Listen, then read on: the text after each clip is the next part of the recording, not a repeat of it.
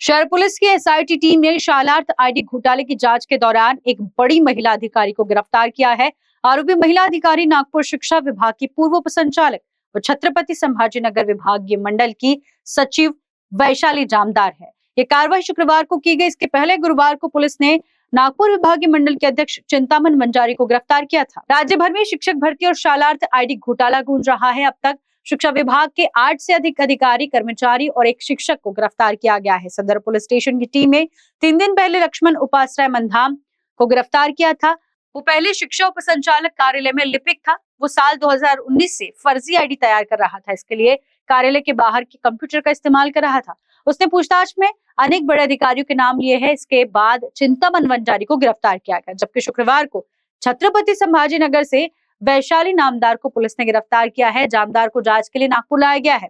इस कार्रवाई के चलते अब राज्य भर के अधिकारी घबरा गए हैं। इस बीच चिंतामन वंजारी को 27 मई तक पुलिस कस्टडी रिमांड मिला है। तयार करण्यासाठीच यांच्या आर्थिक व्यवहार व्हायचा म्हणजे तो शिक्षक नोकरीवर असो किंवा नसो शालार्थ आयडी क्रिएट केल्यावर यांना आर्थिक फायदा व्हायचा नाही। शालार्थ आयडी क्रिएट करणं याने शासकीय नियुक्ती मिळणं, त्यानंतर त्याचे पेमेंट किंवा जे अनुदान मिळणं, ह्या गोष्टी पुढं होत होत्या।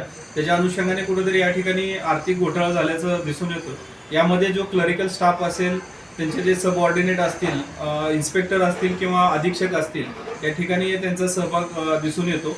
एकंदरीत हे प्रकरण पाहिलं तर माध्यमिक शिक्षण अधिकारी, त्यानंतर जर त्यांचा क्लरिकल स्टाफ, त्यानंतर डेप्युटी डायरेक्टर ऑफिस, त्यांचा क्लरिकल स्टाफ, त्यांची पडताळणी जी काही समितीचे अधीक्षक असतील काही ठिकाणचे, तर त्यांचाही रोल या ठिकाणी निष्पन्न होतोय। काही लोकांना हायकोर्टाने आयडेंटिटी दिली आहे, काही लोकांची काल हायकोर्टाने जामीनही फेटाळला आहे। त्याच्या अनुषंगाने आम्ही पुढील कारवाई करत आहोत। सर, आतापर्यंत किती हे शालार्थ आयडी जे बोगस आहे ते आढळून आलेले आहेत? जो आम्ही आरोपी मंगाम म्हणून ज्या ठिकाणी आम्ही अरेस्ट केलेलं होतं, त्याच्या निष्पन्नातून 1000 ते 1200 आयडी त्यांनी बनवलेले आहेत। त्याच्यामध्ये फक्त 300 ते 350 फक्त प्रकरणं त्यांच्याकडे प्राप्त होते। इतर त्यांनी प्रकरण प्राप्त न होता शालार्थ आयडी दिल्याचं निष्पन्न होते। त्याच्यामध्ये आणखीन एक महत्त्वाचा रोल आहे, जे पे युनिटचे इन्चार्ज आहेत वाघमारे, हे सध्या फरार आहेत। त्यांचे मुख्यत्वे रोल याच्यामध्ये आम्हाला निष्पन्न होत आहे। त्याच्या अनुषंगाने सुद्धा आम्ही त्यांचा तपास करत आहोत। सर, म्हणजे बोगस किती होतो म्हणजे याच्यातले त्यांनी नाही, ज्या शालार्थ आयडी जे त्यांनी हे करायला पाहिजे होतं, पडताळणी समितीकडून प्रकरण स्क्रुटिनी झाल्यानंतरच ते शालार्थ आयडी दिले जातात। पण ते न होता सुद्धा आतापर्यंत जे नागपूर शहर आणि नागपूर ग्रामीण असे मिळून 623 शालार्थ आयडी, 29 शालार्थ आयडी आम्हाला माहिती प्राप्त झालेली आहे। आणि इतर सुद्धा ज्या डिव्हिजनमध्ये त्याची सुद्धा आम्ही माहिती पुढील तपासात प्राप्त करून घेत आहोत। सर, आतापर्यंत या सगळ्या प्रकरणामध्ये नेमका कितीचा घोटाळा म्हणजे कितीचा आर्थिक हे झालं असेल, सरकारचे किती नुकसान झालं असेल काय? नाही, याच्यामध्ये जे काही त्यांनी शालार्थ आयडी दिली पाहिजे, जी प्रोसिजर केली पाहिजे होती, की जे माध्यमिक अधिकाऱ्याकडून हे प्रकरण ज्यावेळेस डेप्युटी डायरेक्टर ऑफिसकडे येते आणि त्यानंतर स्क्रुटिनी समिती झाल्यानंतर त्याला मान्यता देण्यात येते आली, या ठिकाणी हे तपासात हे निष्पन्न येते की कुठेतरी हे प्रकरण जे स्क्रुटिनी समितीकडे न जाता डायरेक्ट त्यांना शालार्थ आयडी दिले गेले असं प्राथमिकदृष्ट्या दिसून येतं। तसंच जर एखाद्या ठिकाणी जर 200 शिक्षक त्यांची नियुक्ती झाली मे महिन्यामध्ये आणि त्यानंतर जूनमध्ये किती शिक्षक वाढले, ह्याचं जे माध्यमिक शिक्षण अधिकाऱ्यांनी इन्स्पेक्शन किंवा जो त्यांचं जे निरीक्षण असू द्या किंवा त्यांचं सुपरविजन असणं गरजेचं होतं, त्या ठिकाणी सुद्धा या माध्यमिक शिक्षण अधिकाऱ्यांनी कुठेतरी दुर्लक्ष केल्याचं दिसून आलेलं आहे आणि त्यामध्ये त्यांचा सहभाग दिसून येतो।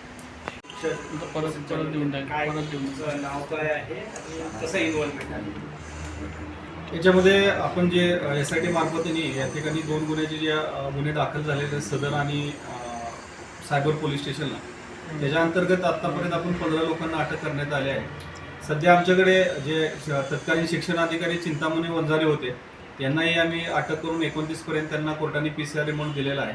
त्यानंतर आम्ही काल वैशाली जामदार यांनाही, जे डेप्युटी डायरेक्टर एज्युकेशन औरंगाबाद आहेत, यांनाही काल आम्ही ट्रान्झिट वॉरंट घेऊन या ठिकाणी अटक करण्यात आलेली आहे। त्यांनाही आज कोर्टामध्ये प्रोड्यूस करू आणि त्यांच्या संबंधित जो काही त्यांचा निष्पन्न रोल त्या ठिकाणी झालेला आहे, त्याच्या अनुषंगाने आम्ही पुढील तपास करू।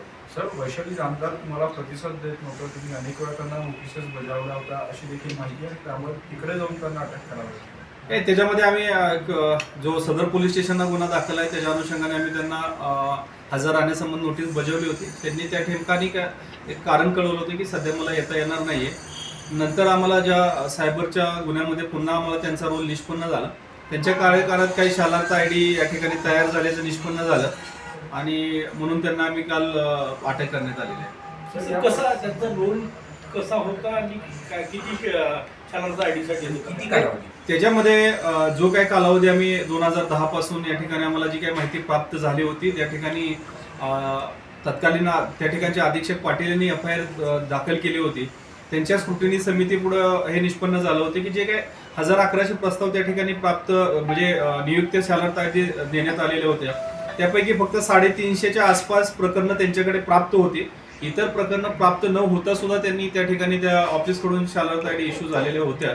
त्याच्या अनुषंगाने काही शालार्थ आयडी जे आम्ही आतापर्यंत 3 तत्कालीन डेप्युटी डायरेक्टर या ठिकाणी अटक केलेले आहेत त्याच्यामध्ये प्रत्येकाचा रोल त्या ठिकाणी निष्पन्न आम्हाला दिसून आला आणि त्या ठिकाणी त्याचबरोबर जे काही तत्कालीन माध्यमिक अधिकारी सुद्धा त्यासोबत होते त्यांचाही रोल या ठिकाणी निष्पन्न होत आहे.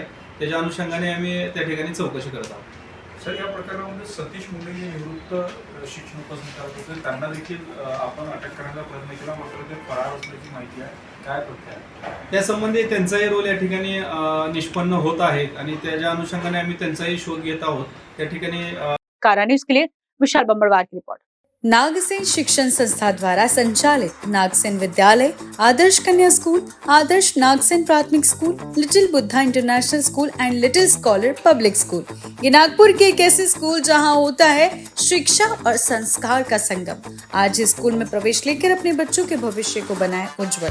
Little scholar public school CBSE pattern and state board nursery to 10, 100% board result, knowledge freedom, meditation for mental growth, quality education for better future, activity and project based learning, Little Buddha International Preschool, world's first IQ curriculum or multiple intelligence Japanese preschool, Japanese concept of creative schooling, activity and project based learning, well trained and caring staff, British pronunciation and native English words. Admission open for daycare, playgroup, nursery, LKG and UKG. For more details, please contact them on 955 9511 606 488 and 951899 1573 or 9975107085.